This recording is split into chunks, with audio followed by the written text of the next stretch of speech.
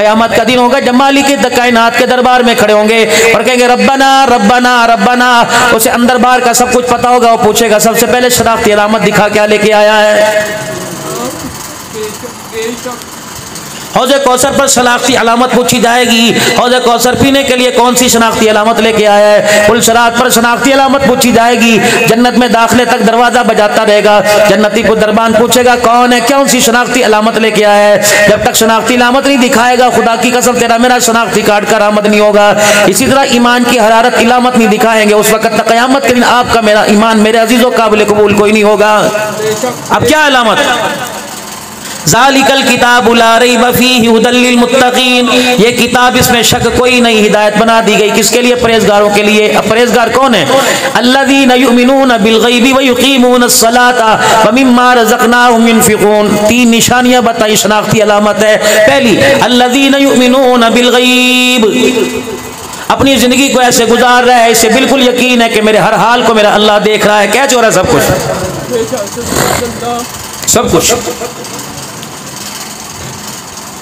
युमिनून bill गैब, गैब की बातों का यकीन। मौत आएगी, फरिश्तों का सामना करना पड़ेगा। ये किरामन कातिबीन से भी वास्ता पड़ेगा, मुनकर नकीर से भी वास्ता पड़ेगा।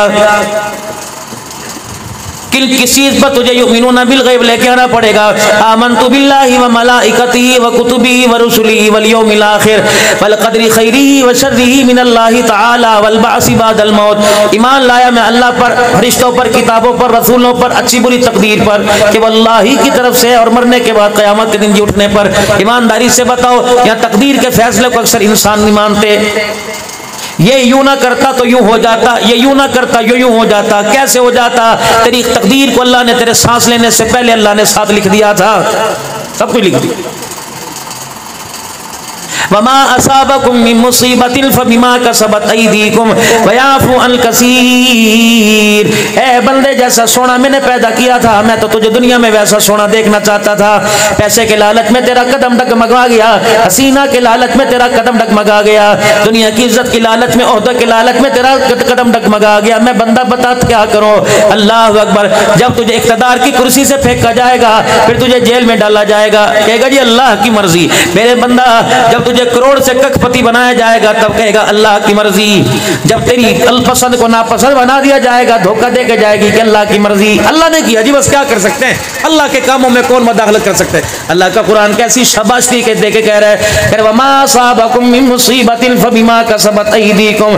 ए मेरा बंदा, जब तेरे पर हालात आते हैं, अल्लाह ने नहीं किया बल्कि तेरे हाथों ने सारा किया है। वयाफू अन कसीर। अगर तेरा अल्लाह सब कुछ करता तो मुझे मेरी किबरियाई की कसम है, तेरी पलक के झपकने पर अल्लाह तेरी गिरफ्त कर लेता।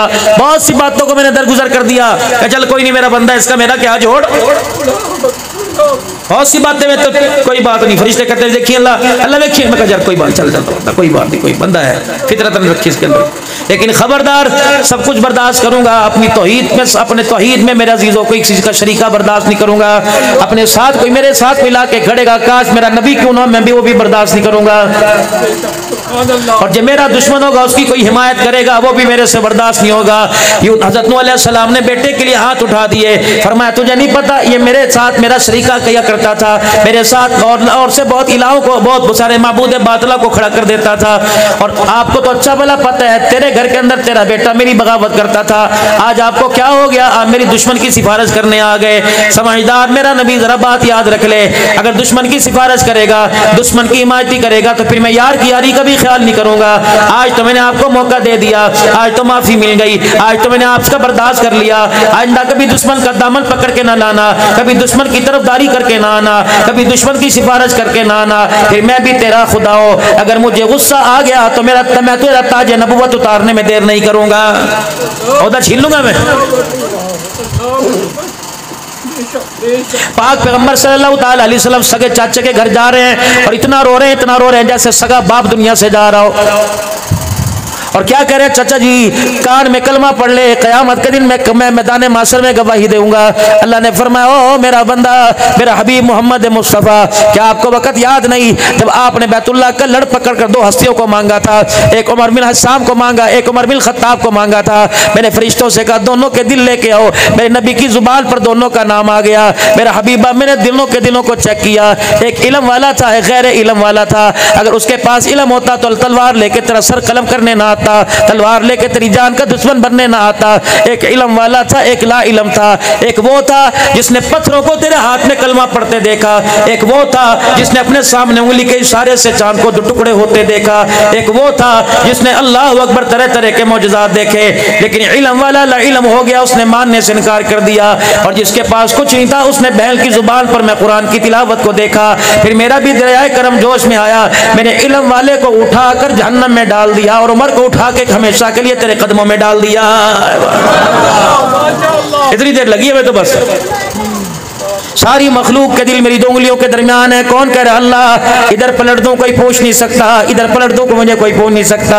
बड़े बड़े ईमान वालों को मैंने ठुकरा दिया जब उनके अंदर मैं जब तकब्बुर आ गया। मैंने मरते वक्त उन्हें कफन तो दिया लेकिन ईमान की दौलत छीन ली। इसलिए फरमाया, ओ लोगों खात्मा ईमान पर मांगो, माल तो मिल जाएगा, कफल तो मिल जाएगा, कुरान खानी के लिए बच्चे पढ़ने के लिए आ जाएंगे, रोटी खाने के लिए लोग आ जाएंगे।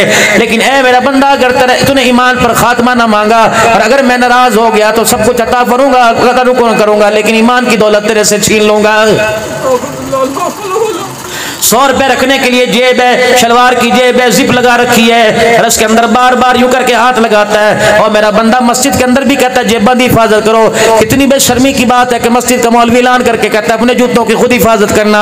यहाँ तो कुरान की आयतें लिखनी चाहिए थी, मस्जिद के वजू खाने पर वजू की दुआ लिखनी चाहिए थी। यहाँ तो लिखा हुआ अपने सामान अपने जूतों की हिफाजत करे। कोई किसी बाजार में गया हुआ है, किसी चकले वाली दुकान पे बाजार में गया हुआ, किसी नाच गाने सुरूर की महफिल में गया हुआ, जूतों की हिफाजत लिखना पड़ेगा। खुदा के घर में, खुदा की कसम, लोग लोगों के घरों में सब्जी थैली लेके जाते हैं, खुदा के घर के अंदर लोग ईमान की मजबूती वाली थैली लेके आते हैं। एक पाकिस्तान से जमात किसी मुल्क के अंदर गई और वहां जाकर उन्होंने अपने बिस्तरों के साथ थैलियों में डालकर अपनी जूतियों को रखा। वहां मस्जिद वाले कहने लगे, मियाँ क्या कर रहे हो, ये जूतियां मस्जिदों में क्यों ले आए? कहने लगे पाकिस्तान में तो ऐसे ही करते हैं, अपने ईमान से ज्यादा जूते की हिफाजत की जाती है, जूता आगे रख के नमाज पढ़ते हैं। अल्लाह अकबर। कहें यहाँ क्या लेने के लिए आए? लोगों को दीन सिखाने के लिए आए। माजरत के साथ दीन सीखने की यहाँ जरूरत नहीं, तुम्हारे पाकिस्तान में जरूरत है। जो अपने जूते की हिफाजत पर अपना ईमान जाया कर दे वो हमारे जैसों को कलमे वाली मेहनत क्या करवाएगा?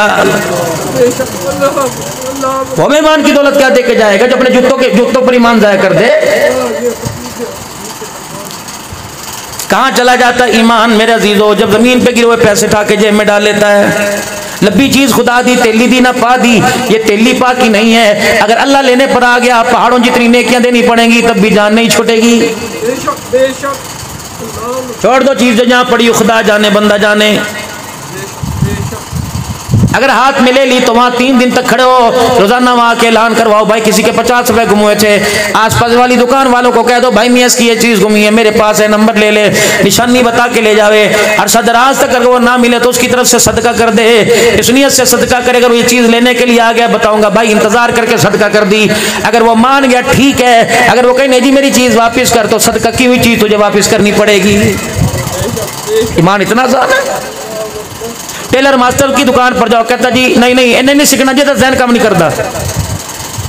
क्यों कहता नहीं नहीं जी इसे साल जरा झाड़ू रगड़वाओ ना जी, पानी दे कूलर भरवाओ ना जी।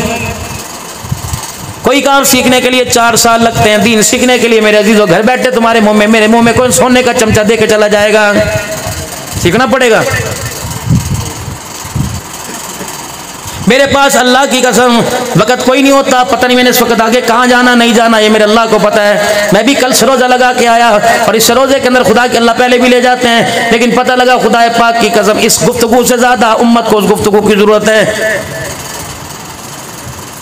या तो सुनने के लिए आए अब्दुल हन्नान, जिस दिन तू सुन के चलाने के लिए, तू चल के सुनने के लिए जाएगा, उस वक्त मकसद जिंदगी पूरा हो जाएगा।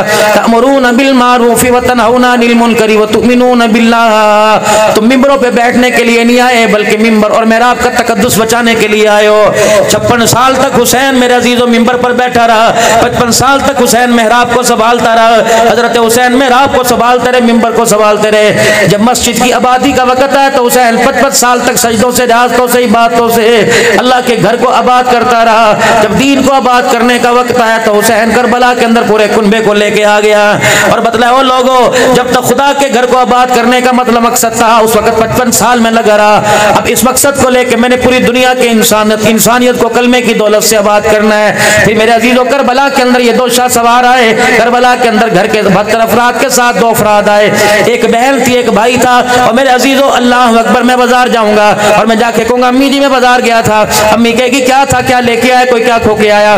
कोई नारायण का गान जाएगा, क्या लेके आया, क्या खो के आया, वहां क्या क्या देखा। और मेरे अजीजों, बहन भाइयों ने आपस में दोनों में मशवरा किया कि जंग का आखिरी वक्त चल रहा है। उधर सिमर और इब्ने साद की फौजें ने, इब्ने ज़ाद की फौजों ने तीर कमानों के अंदर ले रखा है, तलवारें न्यामों से बाहर है। बहन कहने लगी, भैया खुदा तुझे सलामत रखे। भाई कहने लगा, खुदा तुझे सलामत रखे। अगर दोनों चले गए तो अल्लाह हाफिज है, अगर दोनों में से एक बच गया, बता मदीने में जाके क्या पैगाम दूंगी, मक्के में जाके क्या पैगाम दूंगी, चनियोट शहर में जाके क्या पैगाम दूंगी, पाकिस्तान में जाके क्या पैगाम दूंगी।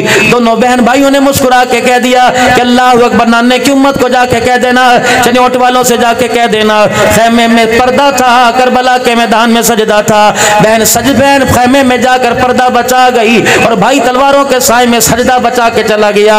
और खुदा पाक की कसम, चनियोट वालों का ईमान है कि बहन तेरे जैसा पर्दा कोई नहीं कर सकता, हुसैन कयामत तक तेरे जैसा सजदा भी कोई नहीं कर सकता।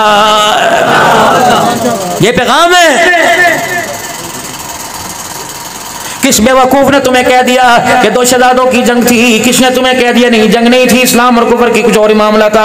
फिटे मुंह उसका जो कहता है, खुदा पाक की कसम, ना हुसैन पैसे का लालची था, हज़रत हुसैन रज़ी अल्लाह तआला अन्हु, अगर मेरे अजीजों हुसैन नाने के कान में कह देता, नाना मुझे भी कुर्सी का वारिस बना जा, हुसैन मेरे अजीजों कान में कह देता, क्या नाना मुझे मेहराब हुकूमतों का वारिस बना जा, तो नाना निगाह उठाता, अल्लाह निगाह पर फैसले करता।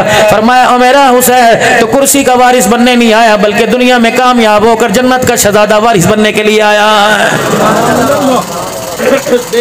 तुम तो जन्नत का सरदार हो, यदि जन्नत की सरदारी मिल जाए, वो दुनिया की दौलत को क्या करेंगे। मेरे चांद, मेरे प्यारो, अल्लाह तुम्हें जिस हाल में रखे, अमीरी को अमानत समझना, गरीबी को गरीबी अमानत समझना, खुशी को अमानत समझना, औलाद को अमानत समझना। अगर ये अमानत न होती तो अल्लाह कुरान में ये ना कहता, इन्ना लिल्लाहि व इन्ना इलैहि राजिऊन। माल अल्लाह का, उसी की तरफ लौटा दिए गए। अच्छा, तुम यहाँ से जलसा सुनने के लिए अपने घरों से निकल के आए, आगे कहाँ जाने का इरादा है, घर लौटने का, घर ही जाओगे ना। अल्लाह ने कुरान में यूं कहा, इन्ना लिल्लाहि व इन्ना इलैहि ज़ाहिबून। क्या आए हो, आओगे, जा रहे हो, इन्ना लिल्लाहि व इन्ना इलैहि राजिऊन। जब यहाँ लौट के जाओगे, बीवी से कोई ठंडा पानी पिला, बटन खोलोगे, अपनी मर्जी के मुताबिक कमीज जहाँ मर्जी फेंक दोगे, बनियान भी उतारोगे, सलवार तहमद में तब्दील कर लोगे, पक्के का रुख मेरे आगे कर दे, जल्दी से रोटी लेके आ, जितनी ख्वाहिशात है, ताकि मालूम हुआ कि मैं लौट के आया, सफ़र पे गया हुआ था, मुझे नहाने की जरूरत थी, सफ़र पे गया था, मुझे पानी पीने की हाजत थी, सफ़र पे गया था, मुझे भूख लगी थी, रोटी खाने की हाजत थी। जब इंसान अपने घर लौट के आता है, खुदा की कसम, पीसी का खाना घर की आलू गाजर तरकारी के सामने ख़त्म हो जाता है। मेरे अजीज़ों, बकरे की कढ़ाइयाँ जगह जगह से खा लो, लेकिन घर की मांस मसर की दाल के आगे सारे जायके ख़त्म हो जाते हैं। कहता सुकून आ गया, होटल की खा खा के पेट थक गया था, अब कलेजा ठंडा हो गया, ला लस्सी पिला दे, ला सोड़ा पिला दे। फिर कहता मुझे कोई ना उठाना, अम्मा कहती कोई नहीं, अब्बा को सोने दो, सारा दिन सफर करके आया है, खुदा पाक की कसम दुनिया में तूने भेजा, इस सफर पे ऐसा लौट के आ कि अल्लाह कब्र को कह दे, खबरदार इसे तकलीफ ना देना, ऐसा ऐसे नींद देना, ऐसा ऐसे सुकून देना। अल्लाह अकबर, ताकि खुदा कह दे अभी थक के आया, हालात से थक के आया, परेशानियों से थक के आया, तंगदस्तियों से थक के आया, गरीबी से थक के आया, 4-4 बेटियां कवारी बैठी ताने लेके आ गया, 4-4 बच्चों के मुंह पे जूते खा के बड़ा थक के आया, राजिऊन, अब लौट के आया है, अब इसे थकाना नहीं, अब इसे राजी करना है। मेरा बंदा, मुझे पता था तेरे पर कैसे हालात आए, लोगों ने अपने दरवाजे बंद कर लिए। फैज़ा साला का इबादी अन्नी फइन्नी करीब उजीबु दावत दाई इज़ा दानी फलयस्तजीबू ली वलियुमिनु बी लअल्लहुम यरशुदून। और मेरा बंदा, तेरी बहन, तेरे भाई, तेरे सारे रिश्तेदार कहते थे हम तेरे लिए दुआ ही कर सकते हैं, लेकिन मेरा बंदा जब बिस्तर पे पड़ के तू बेबसी में रोता था और कहता सोने जैसा तू चाहे वैसे मैं राजी हूँ, तुझे पता है तेरे इस बोल से मेरी रहमत और जन्नत का दरवाजा खुल जाता था। मेरे बंदे जितना तू बीमार रहा, तुझे तकलीफ रही, तुझे परेशानी रही, ए बंदे मैं झांकता था, मैं देखता था कहीं मुझे नाराज तो नहीं कर रहा, मेरा शिकवा तो नहीं कर रहा। मैंने तुझे चटनी से रोटी खिलाई, तूने मेरा शुक्र अदा किया। मैंने तेरे चमड़े को धेड़ कर तुझे फालिज के मर में बिस्तर पे डाल दिया, तूने शुक्र अदा किया। साथ वाले घरों में अमीरी के ताज़ियाने बजे हुए करते थे, तेरे घर का चूल्हा नहीं जला करता था। साथ वाले घर वाला 8 किलो बकरी का गोश्त लाता था और कहता था गोश्त खा खा के होते मुँह मैं तंग आ गया। मुझे पता है तेरे सामने कहता था किसको, जिसको ईद के दिन भी पेट घर पे गोश्त नहीं मिलता था, लेकिन कभी तूने शिकवाना क्या, रोना नहीं डाला, अल्लाह का शुक्र करके मुस्कुरा के आ गया। ऐ बल्ला मुझे तेरी हर तकलीफ का पता है, अगर आज मैं तुझे कब्र की तकलीफों में रखूं तो मेरे और तेरे दुश्मनों में क्या फर्क रह जाएगा, मेरे और दुनियादारों में क्या फर्क रह जाएगा। मेरा बंदा, क्या तूने नहीं सुना था जब ताली को तकलीफों वाले घर से आया था तो मैंने तो उसी वक्त जब तू मेरे पास आ रहा था मैंने कहा इरजी इला रब्बिकी रागियतल मरगिया वदखुली फी इबादी वदखुली जन्नती। आज आ मेरा बंदा, मैंने परेशानी वाले घर से राहत वाले घर का तेरे लिए इंतजाम कर दिया।